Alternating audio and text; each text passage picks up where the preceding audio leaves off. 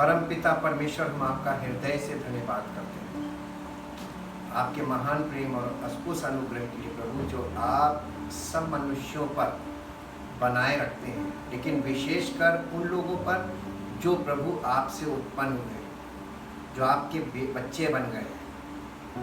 हम चाहते हैं पिता परमेश्वर, आपकी सामर्थ्य हर जीवन में कार्य करे और हर व्यक्ति इस बात को समझने पाए और आपकी संतान बनकर वो अधिकार जो आपने अपनी संतानों को दिया है, उस अधिकार को प्राप्त करें। और प्रभु, आपका नाम हर उस जिंदगी से महिमा पाए जो आपसे उत्पन्न होता है, ताकि प्रभु सारा आदर, सारी महिमा आपको प्राप्त होती रहे हर जिंदगी से, और हर जिंदगी आपकी महिमा का कारण बने।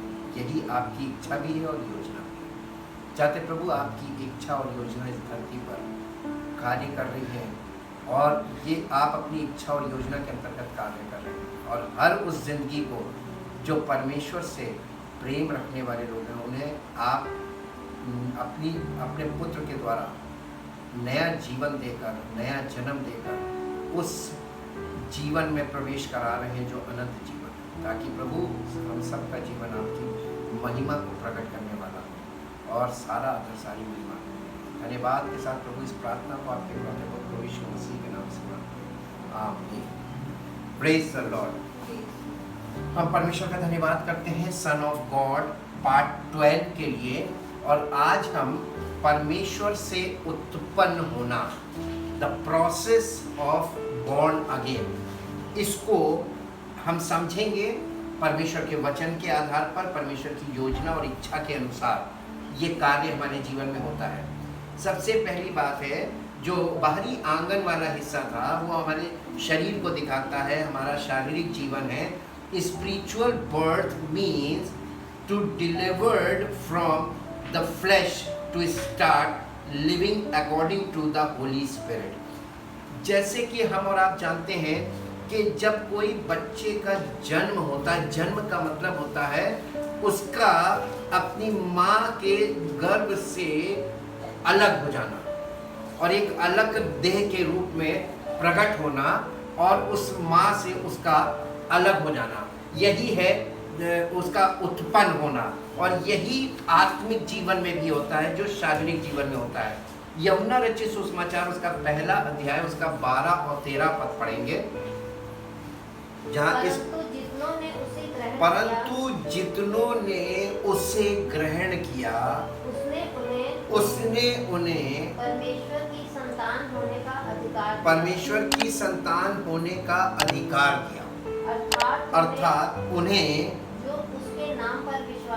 जो उसके नाम पर विश्वास रखते हैं। बताने की जरूरत नहीं है कि ये किसके विषय में कहा जा रहा है, ये परमेश्वर के इकलौते पुत्र प्रभु यीशु मसीह के विषय में कहा जा रहा है। जी, वे ना तो लहू से, ना शरीर की इच्छा से, ना मनुष्य की इच्छा से, परंतु परमेश्वर से उत्पन्न हुए हैं। इंग्लिश में, but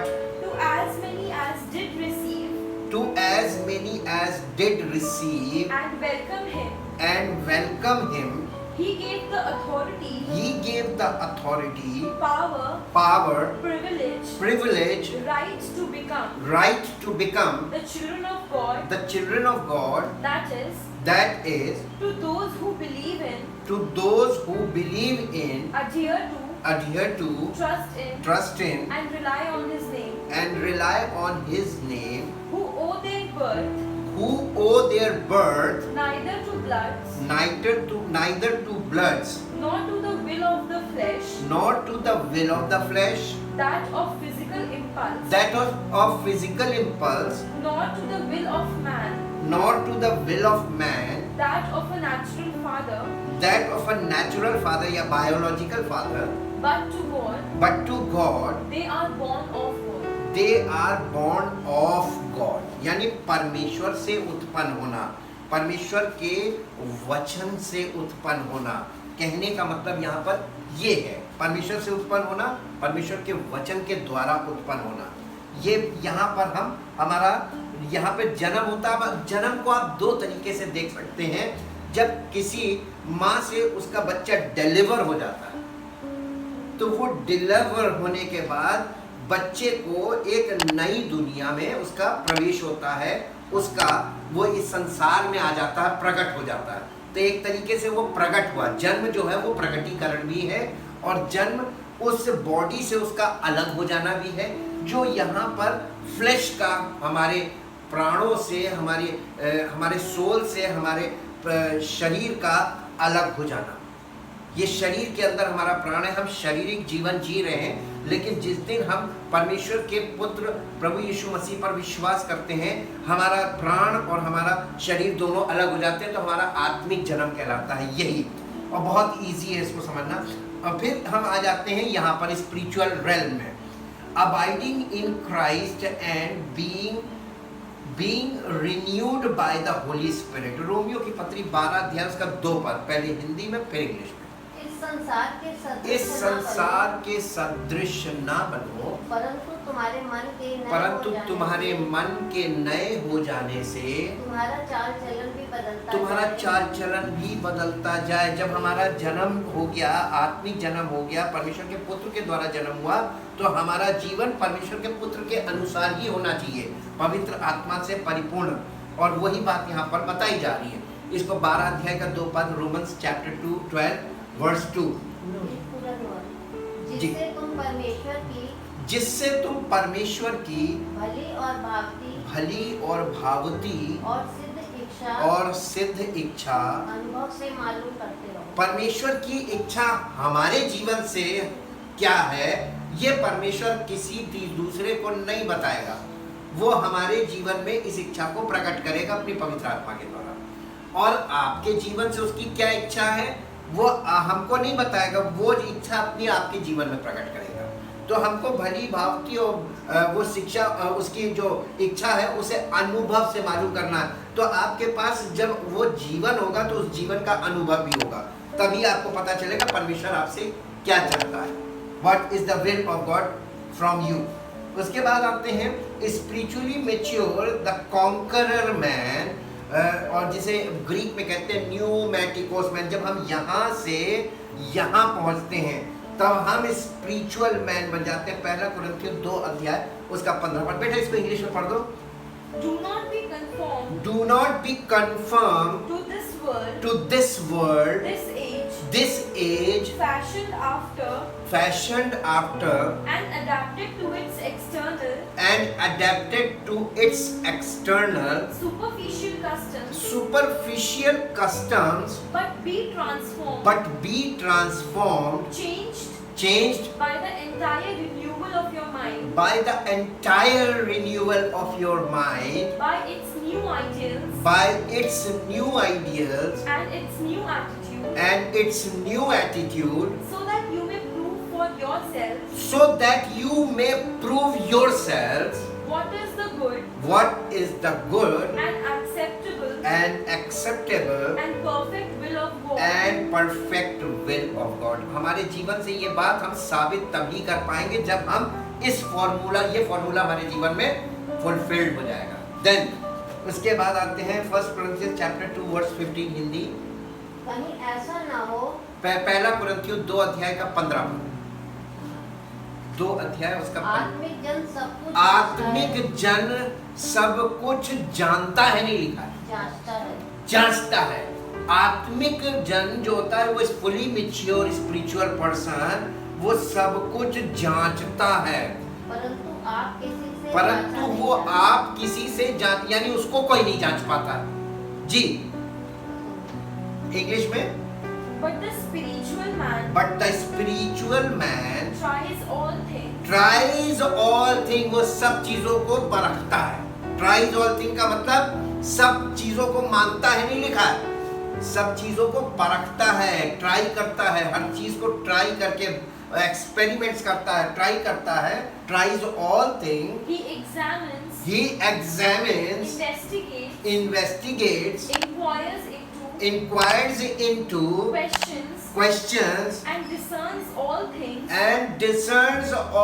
things, yet is himself to be put himself to be put on trial on trial and judged by no one. and judged by no one. He can read the meaning of everything. He can read, ये नहीं लिखा है he will, he can read The meaning of everything. the meaning of everything, But no one can properly discern but no one can properly discern or appraise or appraise or get an insight and or get an insight into him. into him. ये कहने का मतलब ये है कि जो आत्मिक जन है उसकी क्वालिटीज के बारे में लिखा है, वो किस तरीके का, उसका ये फंक्शन ऑफ माइंड है फॉर द स्पिरिचुअल मैन। और ये फंक्शन हमारे माइंड में जब शुरू हो जाता है, इसका मतलब ये है कि अब हम स्पिरिचुअली मैच्योर हैं और हमको कोई व्यक्ति मूर्ख इसलिए नहीं बना पाएगा, पहली चीज तो वो हमें नहीं समझ पाएगा और हमें जांच नहीं पाएगा, और हम कितना चीजों को जांच पड़ताल के, ये वाली क्वालिटी उसको मिल कहां से रही है? From the holy spirit. This is the life in the spirit. अब हम आते हैं इधर, the origin of life from the seed and every seed has its own kind. इस धरती पर जीवन की शुरुआत सीड से होती है। Seed means there are two meanings of seed. आज मैं आपको एक मीनिंग बताऊंगा, कल इसी का दूसरा पार्ट होगा, क्योंकि परमेश्वर का पूरा वचन डिपेंड्स अपॉन द सीड, जिसका एक झलक आज आपको पता चल जाएगी। आपको मैच्योरिटी के लिए you must to know the origin of life. The origin of life is from seed. बिना बीज के ना तो इंसान पैदा होता है, ना मछली पैदा होगी, ना कोई पेड़ पैदा होगा, ना कोई जानवर पैदा होगा। हर चीज का एक सीड है। परमेश्वर ने जब सृष्टि की रचना की, when God created the earth and everything on earth, तब उसने हर चीज को ऐसा बनाया कि हर चीज को रिप्रोडक्शन पावर दी, और ये reproduction power through the seed, और ये सीड के बिना रिप्रोडक्शन हो नहीं सकता। अब आप देखिए, the origin of life from the seed and every seed has its own kind. तो परमेश्वर ने केवल बीज नहीं दिया, there are so many kinds of seeds. तो उसने सीड भी दिया, और हर सीड का अपना एक काइंड है, अपना एक नेचर है। Every seed has its own nature. अब देखिए, अब इसको जेनेसिस चैप्टर 1 वर्स 11 and 12, उत्पत्ति की पुस्तक, उसका पहला अध्याय, उसका 11 और 12 पद पढ़ेंगे। फिर परमेश्वर ने कहा, फिर परमेश्वर ने कहा, पृथ्वी से हरी घास पृथ्वी से हरी घास तथा बीज वाले छोटे छोटे पेड़ तथा बीज वाले छोटे छोटे पेड़ और फलदायी वृक्ष भी, और फलदायी वृक्ष भी, जिनके बीज उन्हीं में एक एक की जाति के अनुसार जिनके बीज उन्हीं में एक एक की जाति के अनुसार हैं, पृथ्वी पर उगे, और वैसा ही हो गया। और वैसा ही हो गया।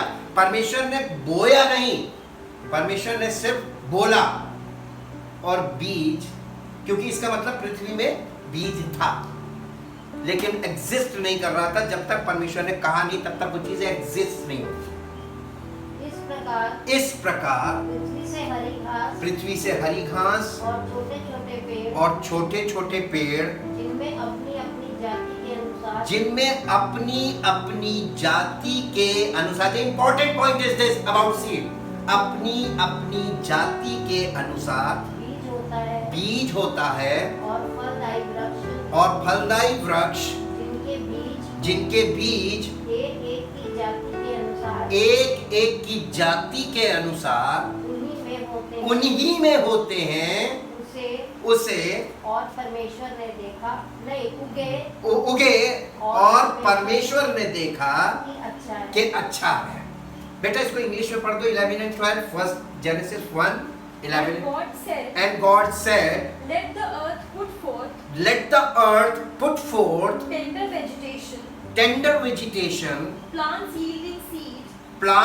yielding seeds, seeds, and fruit trees yielding fruit, and fruit trees yielding fruits, those seed is in itself, those seed in itself, each according to its kind, each according to his kinds, upon the earth. upon the earth. And it was so. And it was so. The earth brought forth The earth brought forth vegetation, plants yielding seed, yielding seeds according to their own kind, according to their own kinds, and trees bearing fruit, and trees bearing fruit, in which was their seed, in which was their seeds, each according to its kind. each according to its kind. And God saw that And God saw that it was good, it was good, suitable, suitable, admirable, admirable, and He approved it. and he approved it. इस तरीके से ये सब तरह तरह के आपको there are so many kinds of seed, there are so many kinds of fruits, there are so many kinds of plants, there are so many kinds of people, there are so many kinds of language, there are so many kinds. ये kinds कहाँ से आ रहे हैं? From the seed, the origin of life. Genesis is the book of seed. Means the Genesis is the book of life, beginning of life, origin of life. Every seed carries within itself a body and a life of its own kind. बीज के अंदर क्या होता है? उसके अंदर पूरी body होती है और उसका पूरा नेचर होता है. वो जिसका बीज जिससे वो बीज निकला, जिस फ्रूट से वो बीज आ रहा है, उसकी रूट उसके अंदर है, उसका नेचर उसके अंदर है. और इस चीज को आपको पहले समझना पड़ेगा कि हम परमेश्वर की संतान कैसे बन सकते हैं. हमारे अंदर बायोलॉजिकल फादर का नेचर है, हमारे अंदर फिजिकल नेचर है, और हम परमेश्वर की संतान कैसे बन जाएंगे? हमारा नेचर कैसे चेंज होगा? हमारा डीएनए कैसे चेंज होगा? How can it be possible? हम तो उस पेड़ का वृक्ष है. हमारा बायोलॉजिकल फादर, उसका स्वभाव हमारे अंदर है, उनके अंदर उनके फादर का स्वभाव है, उनके अंदर उनके फादर, ऐसे हम 4 फादर्स से होते हुए आ रहे हैं. तो हमारे अंदर वो जेनेटिक्स भी तो आ रहा है. How can genetics change in our life? This is the miracle. born from God या born again is nothing as the miracle of God. परमेश्वर से उत्पन्न होना एक बहुत बड़ा मिरेकल है, और ये आपकी इच्छा से कभी होगा ही नहीं. कभी कोई बच्चा अपनी इच्छा से पैदा हुआ है? अगर आप अपनी इच्छा से पैदा हो गए तो इसका मतलब आप अपने माँ बाप को चुन सकते हैं. You can choose your mother father. लेकिन अगर आप पैदा हुए हैं, this is the will of God. जिसके घर में आप पैदा हुए हैं, जिसके द्वारा आप उत्पन्न हुए हैं, तो आप कभी भी अपने माता पिता का चुनाव नहीं कर सकते. You can not choose your family.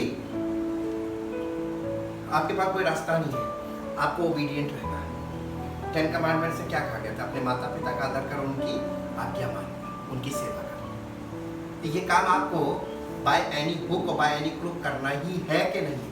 ये मैंडेटरी है कि नहीं? तो वहां पर हम चूज नहीं कर सकते. वहां पर हमको कुछ नहीं करना है.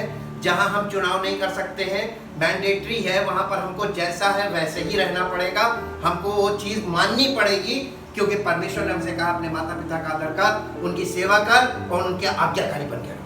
This is the commandment from God. और आज क्या है?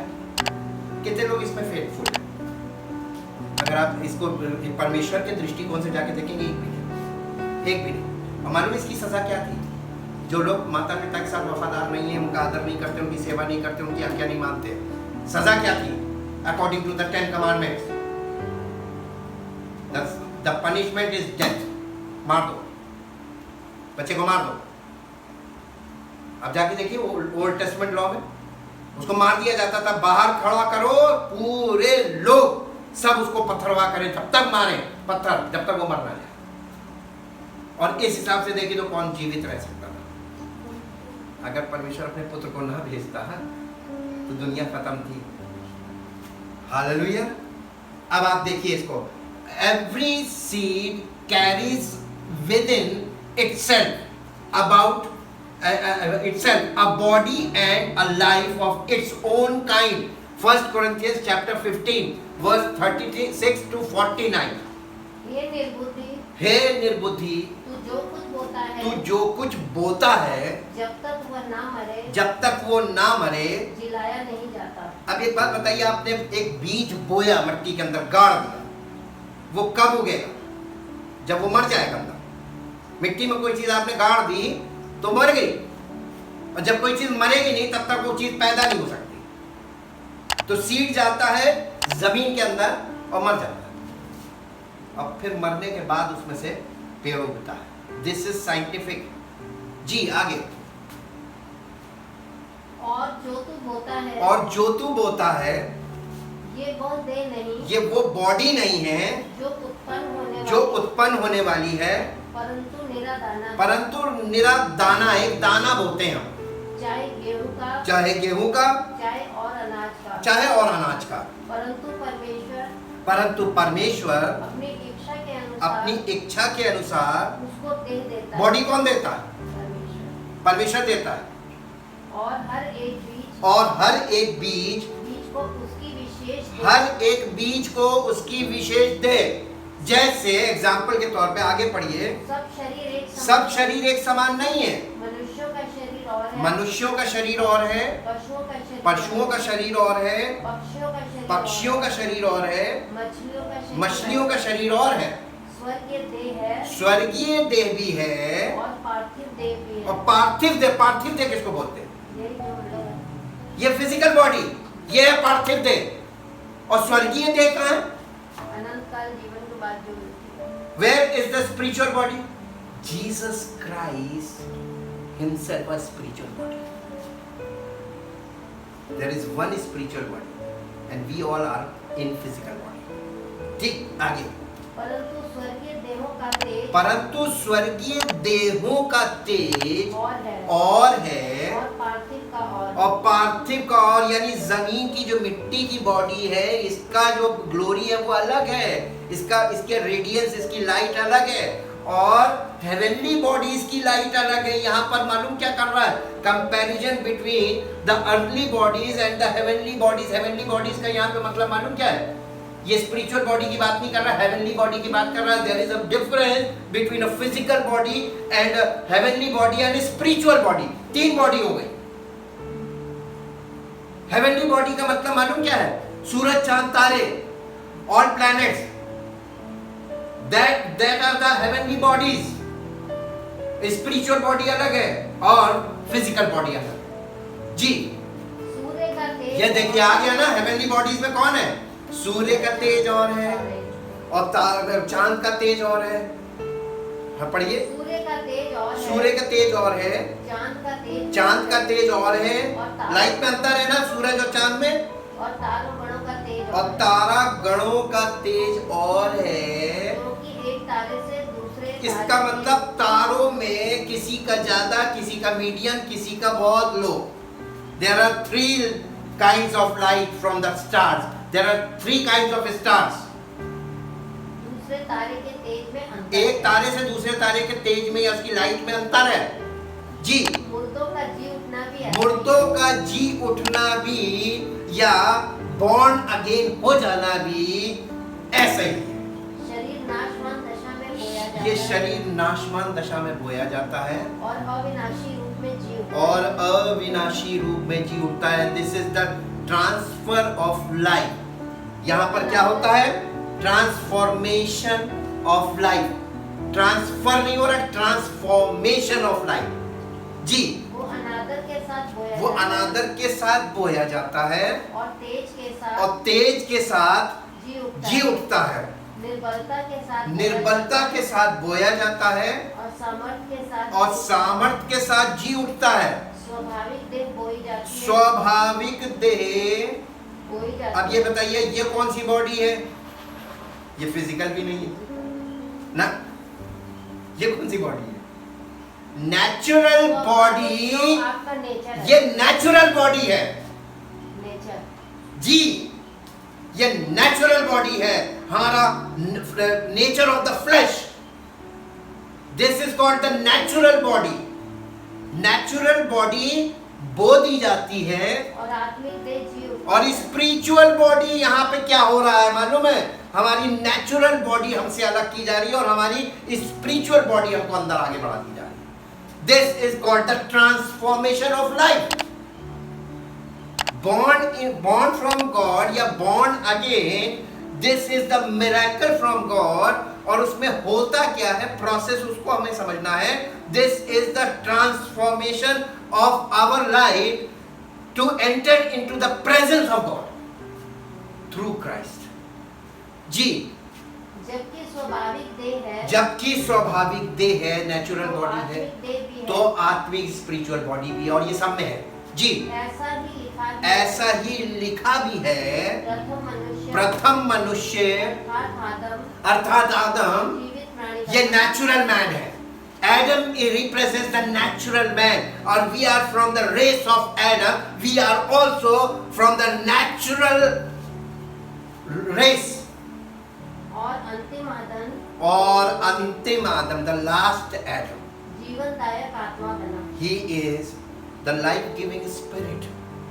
Who is he? He is Jesus Christ।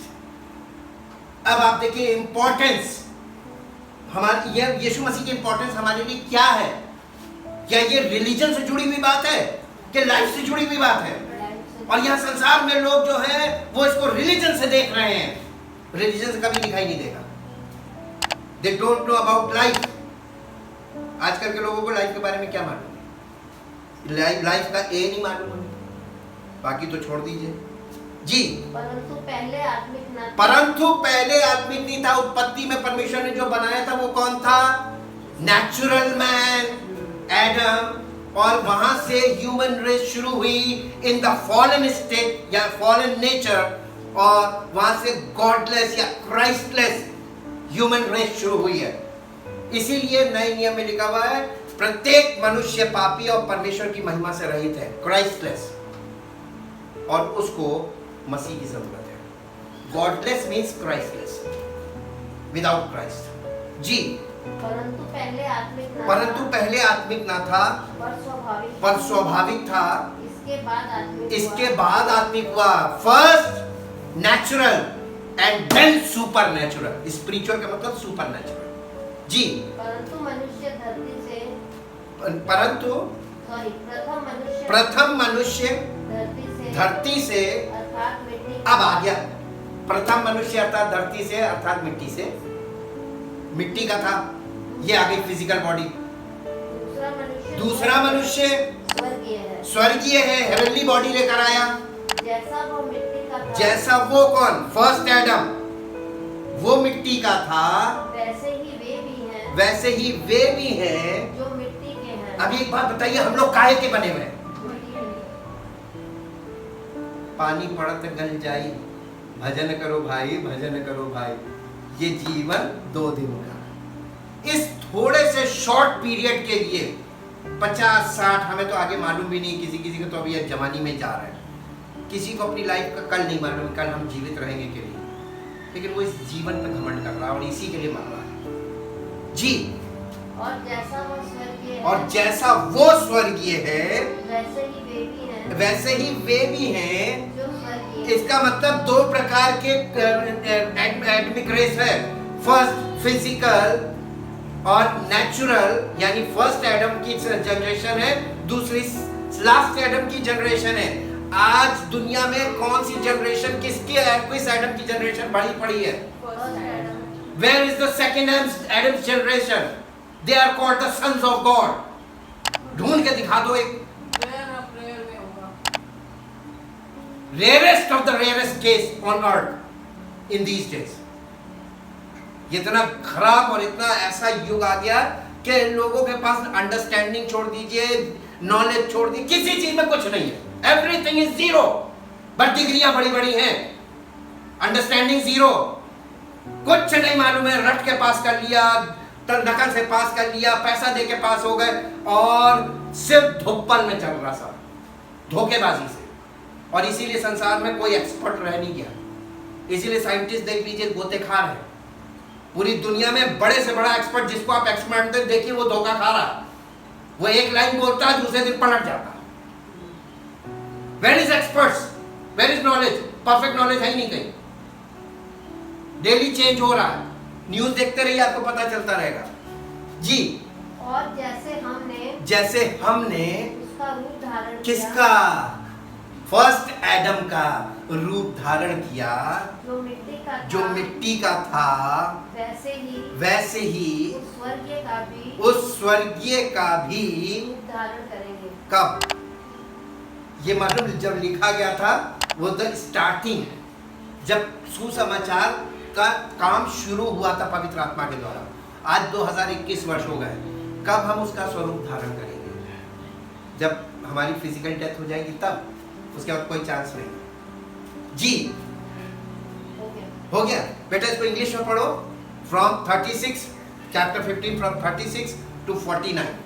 You foolish man, You foolish man, every time you plant a seed, every time you plant a seed, you sow something you sow something that does not come to life, that does not come to life, germinating, springing up, and growing, unless it dies first. unless it dies first। पहले वो मरता है जी। Nor is the seed you sow, Nor is the seed you sow, then the body then the body which it is going to have which it is going to have later, later, but it is a naked kernel, but it is a naked kernel, perhaps of wheat, perhaps of wheat or some of the rest of the grains. and the rest of the grains. But God gives to it But God gives to it the body that He plants the body that He plants and sees fit, and sees fit, and to each kind of seed and to each kind of seeds a body of its own.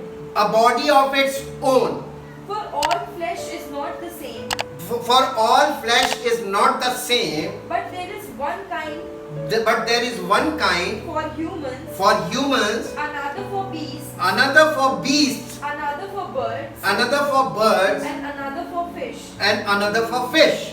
There are heavenly bodies, There are heavenly bodies, sun, moon, and stars. sun, moon and stars. This is the heavenly bodies. अब आप देखते जाइए इसमें कितनी bodies आपको दिखा रहे हैं। There are heavenly bodies, sun, moon and stars. And there are earthly bodies, And there are earthly bodies, men, animals, and men, plants. animals and Plants. plants. But the beauty But the beauty and glory of the heavenly and the bodies glory of the heavenly bodies is one of kind, and is one of kind, while the beauty and glory while the beauty and glory of earthly bodies of earthly bodies is a different kind. is a different kind। यानी दोनों bodies का kind अलग है। इसका comparison आपको कल मिलेगा जब आप दूसरे पार्ट में जाएंगे सीड के जी। The sun is glorious The sun is glorious in one way, in one way, and the moon is glorious in another way, and the moon is glorious in another way, and the stars are glorious and the stars are glorious in their own distinctive way. in their own distinctive way. For one star differs from For one star differs from and surpasses another and surpasses another in its beauty and brilliance. in its beauty and brilliance जी। So it is with the resurrection of the dead, It is with the resurrection of the dead, the body the body that is sown is perishable and decays, is perishable and decays, but the body that is resurrected but the body that is resurrected is imperishable, immune to decay, immortal. It जी। is sown It is sown in dishonor and humiliation, in it is sown in dishonor and humiliation. and humiliation. It is raised in honor It is raised in honor and glory. and glory. It is sown in infirmity It is sown in infirmity and weakness. and weakness. It is resurrected in strength It is resurrected in strength and endued with power. and endued with power. It is sown a natural It is sown a natural physical body. It It is raised a supernatural, is raised a supernatural, a spiritual a spiritual body. Supernatural means spiritual और natural means physical. Common कर लीजिए, ठीक? आगे. As surely as there is a physical body, there is a physical body, there is also a spiritual there body. is also a spiritual body. Thus it is written, Thus it is written, the first man Adam the first man Adam became a living being, became a living being an individual personality. and individual personality. The last Adam Christ The last Adam, Christ, became a life-giving spirit, became a life-giving spirit, restoring the dead restoring the dead to life. to life. But Dead to life है क्या? Dead to life. dead to life. Dead to life. मृतकों को जीवन देने वाला, है ना? तो मृतक मतलब स्पिरिचुअली डेड लोगों को स्पिरिचुअली जीवन देने वाला, आत्मिक जीवन देने वाला. वो कौन है? यीशु मसीह. कोई पास्टर तो नहीं है, नहीं. कोई चर्च तो नहीं है. ठीक से पढ़ो बाइबल में, सर्च करो कौन देता है. वो उसी की शरण में जाओ जिसके पास ये पावर है देने की. जी. But it is not the spiritual life But it is not the spiritual life which came first, which came first, but the physical and but the physical and then the spiritual. then the spiritual. पहले हम शारीरिक रूप में पैदा होते हैं, शारीरिक जीवन की शुरुआत करते हैं, और फिर जब हम मैच्योर होते हैं फिजिकली और अंडरस्टैंडिंग हमारी बन जाती है, तब हमको सुसमाचार सुनने को मिलता है, और वहां से हमारी लाइफ में एक कैंची बन जाती है. There are two ways. Follow the physical life as per our culture, as per our family background, or as per our religious background, or you can born again with God from Jesus Christ, and you can follow the spiritual way. तुम्हारे सामने कैंची बन जाएगी. We start physically. हर आदमी physical जन्म के बाद आत्मिक जन्म उसके जीवन में शुरू होगा. ये इसका हमारे फिजिकल बर्थ से स्पिरिचुअल बर्थ का कोई रिलेशन नहीं है. जी. The first man was The first man was from out of earth, from out of earth, made of dust, made of dust, earthly minded. earthly minded. वो जो पहला व्यक्ति बनाया गया था वो शारीरिक था, भूमि की मिट्टी से उसको बनाया गया, और उसका भोजन भूमि से ही आता है. और वो कौन सा माइंडेड है? Earthly minded. जमीनी दिमाग रखने वाला. हालेलुया. अब किसके पास कौन सा दिमाग है उसकी जिंदगी से पता चल जाएगा. जी. The second man is The second man is the Lord the Lord from out of heaven. from out of heaven. Now those Now those who are made of the dust who are made of the dust are like him are like him who was first made of the dust, who was first made of the dust, earthly minded. earthly minded, जमीनी दिमाग वाले या पृथ्वी पर की बुद्धि वाले लोग. इनके पास मालूम है कौन सा नजरिया होता है? earthly point of view. अब आप जमीन पर खड़े होके यहाँ से आलमबाग देख के दिखा दीजिए, देख के बताइए कि वहां पे क्या हो रहा है. earthly minded का मतलब मालूम क्या है? जमीन पे खड़े होके जमीन के नजरिए से देखना. और इसीलिए लोग यीशु मसीह को भी जमीन के नजरिए से, एक था, आया था और वो चमत्कार करता था, बाबा बना के रखा. उसको लोग मालूम से उनसे उसको किस लिए आते हैं? चमत्कार के चक्कर में कि हमको ये मिल जाए, हमको ये मिल जाए, हमको ये मिल जाए. लेकिन क्या यीशु मसीह वही है? सन ऑफ गॉड में हम आपको यही बताना मांग रहे हैं कि जो आप उसको समझ रहे हैं वो नहीं है वो, और आप अपने आप को जो समझ रहे हैं आप वो नहीं है.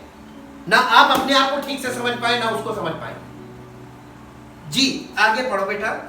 And as is the man And as is the man from heaven, so also are those who are of heaven, who are of heaven, heavenly minded. heavenly minded. heavenly minded लोग कहाँ हैं? जिसके पास heavenly mind होगा ना वही यीशु मसीह को सही तरीके से पहचान पाएगा. जी. And just as we have borne And just as we have borne the image of the man of dust, the image of the man of dust, so shall we, so shall we, and so let us also bear And so let us also bear the image of the man of heaven. in the image of the man of heaven. हम भी उसके उस image को अपने जीवन में ग्रहण कर पाए. ये हम लोगों को ट्रुथ बताया जा रहा है, यह करना कुछ नहीं है.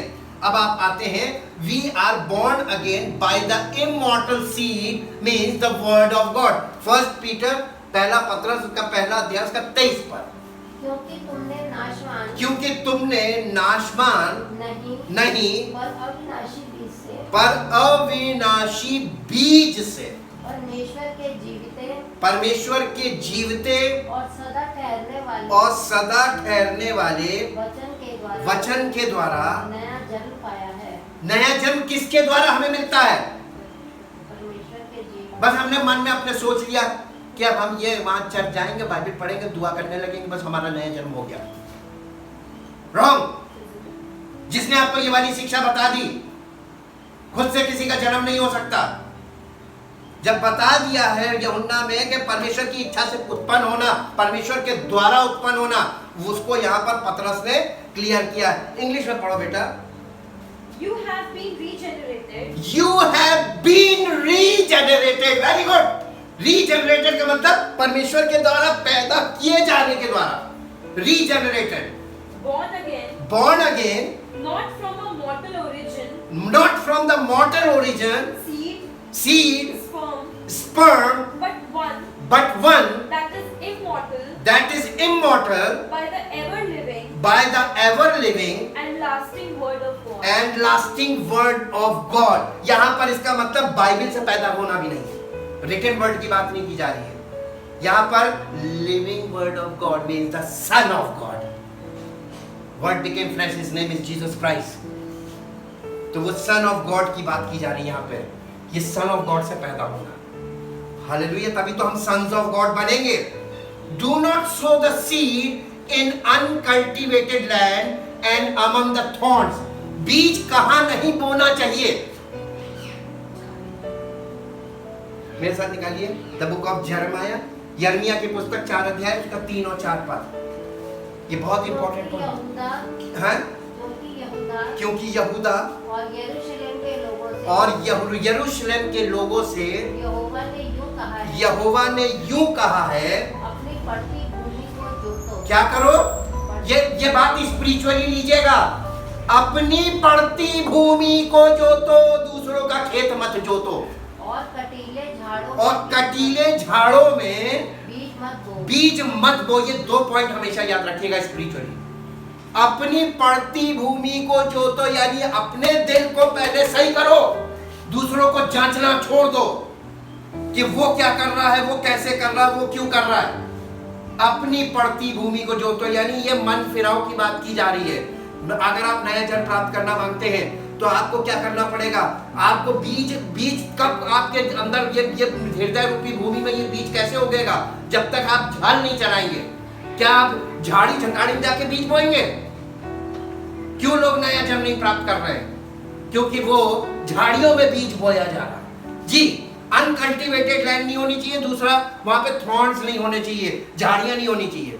जी, हे यहूदा के लोगों और यरूशलेम के निवासियों, यहोवा के लिए अपना खतना करो. इसका मतलब क्या है मालूम है? ये मालूम है, ये इजराइल द नेशन को बोला जा रहा है. ये हम लोगों को नहीं बोला जा रहा. क्योंकि हम लोगों के लिए उसने बोला था कि मैं तुम्हारे वंश के मन का खतना करूंगा. तो वो काम परमेश्वर यहाँ पे कर रहा है. हाँ, अपने मन का खतना करो. नहीं तो तुम्हारे बुरे कामों के कारण मेरा क्रोध आग के समान भड़केगा. और ऐसा होगा कि कोई उसे बुझा नहीं सकेगा. ये जजमेंट ऑफ गॉड की बात कर रहा है. बेटा इसको इंग्लिश में पढ़ दो. For thus says the Lord. But for thus says the Lord to the men of Judah. To the man of Judah and to Jerusalem. Break up your ground. Left uncultivated. And left uncultivated. For a season. So that you may not sow. so that you may not sow among thorns. among thorns. Circumcise yourself To the Lord and take away the foreskins and take away the foreskins of your of your hearts. अपने हृदय का खतना करो जी। ये repentance को दिखाता जी। You men of Judah You men of Judah and inhabitants of Jerusalem, and inhabitants of Jerusalem, lest my wrath go forth my wrath go forth like fire, consuming all all that gets in its way, and burn, burn, so that no one can quench it that no one can quench it because of the evil of your doings. because of the evil of your doings जी। अब इसके बाद आते हैं when seed sown among the thorns, जब बीज को जब झाड़ियों में बोते उसका रिजल्ट क्या होता। लूका रचित सुसमाचार 8 अध्याय उसका 7 पद पढ़िए। कुछ झाड़ियों के बीच में गिरा, कुछ बीज झाड़ियों के बीच में गिरा और झाड़ियों ने साथ साथ बढ़कर उसे दबा दिया। परमेश्वर का वचन ये वो बीज है, जब आप दूसरों को दे रहे हैं, आप दे किसको रहे हैं। मन फिराया हुआ व्यक्ति नहीं है तो वो समझ लीजिए आप झाड़ियों में बीज फेंक रहे हैं। You are wasting the seed जी। वो कुछ झाड़ियों में गिरा और झाड़ियों ने साथ साथ बढ़कर उसकी ग्रोथ को दबा दिया नीचे, और वो कभी भी फल नहीं ला सकता। इसी का 14th वर्ष पढ़िए। जो झाड़ियों में गिरा ये वे लोग हैं जो परमेश्वर के वचन को सुनते हैं, सुसमाचार को भी सुनते हैं, पर आगे चलकर चिंता और धन का धोखा और जीवन के सुख विलास में फंस जाते हैं और उनका फल नहीं पकता। ये बेकार हो गया, वेस्ट हो गया, टाइम वेस्ट, सीड वेस्ट। यही तो कर रहे लोग। इसको बेटा इंग्लिश में पढ़ दो दोनों। And other seed fell in the midst of the thorn, and the thorns grew up with it and choked it off. ये यीशु मसीह ने कहानी बताई थी, इसका इंटरप्रिटेशन 14th वर्ष। And as for what fell among the thorns, these are the people who hear, but as they go on their way,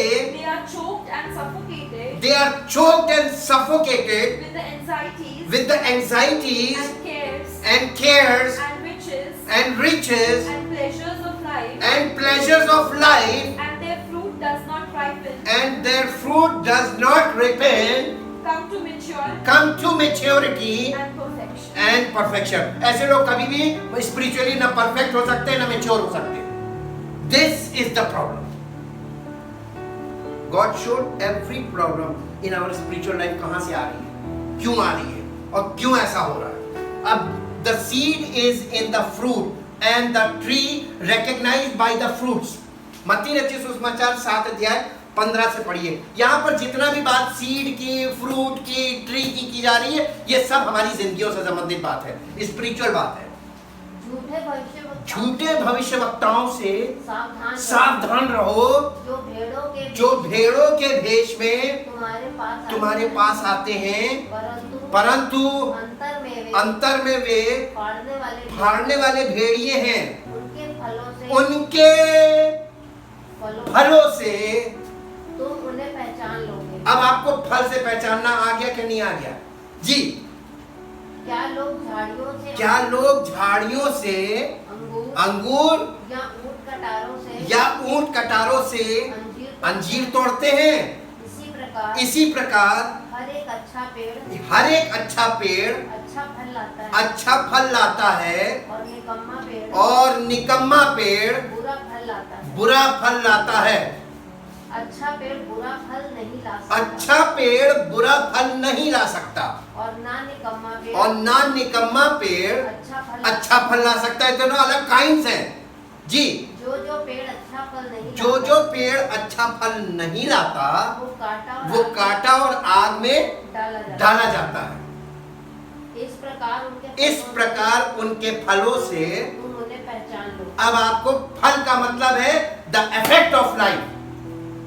उनकी जिंदगी में इफेक्ट क्या है, उस इफेक्ट को देखो। वो अर्दली बॉडी से है कि वो हेवनली बॉडी के हैं, यानी स्पिरिचुअल बॉडी से आ रहे हैं। आपको स्पिरिचुअल और फिजिकल को पहचानना आना चाहिए। This is the discernment. Spiritual लोगों को डिसर्नमेंट मिली है, फिजिकल लोग नहीं डिसर्न कर सकते। जी अब बेटा इसको इंग्लिश में पढ़ दो। Beware of false prophets Beware of the false prophets who come to you dressed as sheep, but inside they are devouring wolves. You will fully recognize them by their fruits. by their fruits. Do people pick grapes from Do people pick grapes from thorns, from thorns or figs from thistles? and figs from thistles? Even so, Every every healthy tree bears good fruit worthy of admiration, but the sickly, decaying, worthless tree bears bad fruit. bears bad fruit. A good tree cannot bear bad fruit, A good tree cannot bear bad fruit, nor a bad tree nor a bad tree bear excellent fruit. bear excellent fruit. Every tree That that does not bear good fruit does not bear good fruit is cut down is cut down and cast into the fire. and cast into the fire. ये physical और spiritual के अंतर को बता रहा है यहाँ पर। फिजिकल परमेश्वर के जो आत्मिक सेवक हैं और ये जो शारीरिक लोग खड़े हुए हैं, इनके बीच को फ्रूट से आप देखिए। और वो इसको गलेशियंस में आ जाइए, द बुक ऑफ गलेशियंस, गलातियों की पत्री 6 अध्याय उसका 7 और 8 वर्स। धोखा न खाओ, परमेश्वर ठट्ठों में नहीं उड़ाया जाता, क्योंकि मनुष्य जो कुछ बोता है वही काटेगा। क्योंकि जो अपने शरीर के लिए बोता है वो शरीर के द्वारा विनाश की कटनी काटेगा, और जो आत्मा के लिए बोता है वो आत्मा के द्वारा अनंत जीवन की कटनी काटेगा। तो बोना भी किसके द्वारा बो रहे हैं? फिजिकली बो रहे हैं कि स्पिरिचुअली बो रहे हैं? वहीं से काटोगे। Whatever you sow or wherever you sow, you reap from there. The quality and the means, medium. इसको इंग्लिश में पढ़ दो बेटा। Do not be deceived Do not be deceived and deluded and misled. God will not allow himself God will not allow himself to be sneered at, scorned, disdained, or mocked by mere pretensions, क्या? Mere pretensions or professions or by his precepts being set aside. He inevitably deludes himself who attempts to delude God. For whatever a man sows, Whatever a man sows, that and that only is what he will reap. what he will reap. For he sows to his own flesh lower nature, sensuality, will from the flesh reap decay and ruin and destruction. But he who sows to the spirit will from the spirit reap eternal life. Hallelujah. कितना clear है? इससे ज्यादा clear चाहिए? Born again means born from God, means from the word of God, means the son of God. 1 John chapter 3 verse 1 to 3. देखो पिता ने हमसे कैसा प्रेम किया है कि हम परमेश्वर की संतान कहलाएं, और हम हैं भी। इस कारण संसार हमें नहीं जानता, क्योंकि संसार ने परमेश्वर के पुत्र को भी नहीं जाना, क्योंकि उसने उसे भी नहीं जाना था। जब संसार ने परमेश्वर के पुत्र को नहीं जाना तो उनके हमको, जो हम परमेश्वर के पुत्र हैं, तो हमें कैसे जानेंगे? जी हे प्रियो, अब हम परमेश्वर की संतान अब हम परमेश्वर की संतान हैं और अभी तक यह नहीं प्रकट हुआ ये नहीं प्रकट हुआ कि हम कि हम क्या कुछ होंगे। इतना जानते हैं कि कि जब वह प्रकट होगा, वो यानी परमेश्वर का इकलौता पुत्र प्रभु यीशु मसीह प्रकट होगा, जो अब पहलौठा है, तो हम उसके समान होंगे। क्योंकि उसको वैसा ही देखेंगे जैसा वो है। और जो कोई उस पर ये आशा रखता है, वो अपने आप को वैसा ही पवित्र करता है जैसा वो पवित्र है। इंग्लिश में See what an incredible quality of love an incredible quality of love the Father has given, the Father has given, shown, bestowed on us, that we should be permitted to be named and called and called and counted the children of God. and counted the children of God, And so we are. and so we are. The reason that The reason that the world does not know us the world does not know us is that is that it does not know, it does not know, recognize, acknowledge Him. Beloved, Beloved, we are even here, and now God's children. It is not yet disclosed, made clear what we shall be hereafter, but we know that when He comes and is manifested, we shall as God's children, resemble and be like Him, for we shall see Him just as He really is. And everyone who has this hope resting on Him cleanses, purifies himself, just as He is pure, chaste, undefiled, guiltless. परम पिता परमेश्वर, हम आपका दिल से धन्यवाद करते हैं। आपका ये वचन, ये वो बीज है जो पवित्र आत्मा के द्वारा जब हमारे अंदर जाता है, जब हम पवित्र आत्मा के द्वारा स्पोकन वर्ड सुनते हैं और विश्वास करते हैं और ग्रहण करते हैं, ये वचन हमारे जीवन को बदल देता है। इसलिए प्रभु, हम आपका धन्यवाद करते हैं आपके वचनों के लिए जो पवित्र आत्मा के द्वारा हमारे हृदय में जाते हैं, क्योंकि वही जीवित वचन है।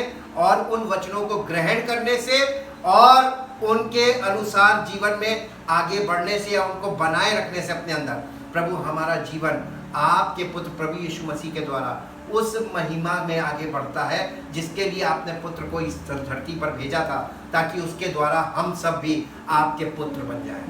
हम धन्यवाद करते हैं आपकी योजना के लिए, जो आपकी इच्छा और आपकी बनाए हुए प्लान के अनुसार कार्य करती है। और चाहते प्रभु, आपका ये जीवित वचन जो स्पोकन वर्ड है, लोग केवल सुने ना, बल्कि ये वचन जब उनके हृदय में जाए तो उनके अंदर नया जन्म हो और पिता पुत्र पवित्र आत्मा के द्वारा उनकी जिंदगी का ट्रांसफॉर्मेशन शुरू हो जाए और हमारा जीवन आपकी महिमा का कारण बने। हम सब मिलकर आपकी महिमा के पात्र बने और सारी महिमा इस प्रार्थना को आपके पुत्र प्रभु यीशु मसीह के नाम से मांगते हैं, आमीन।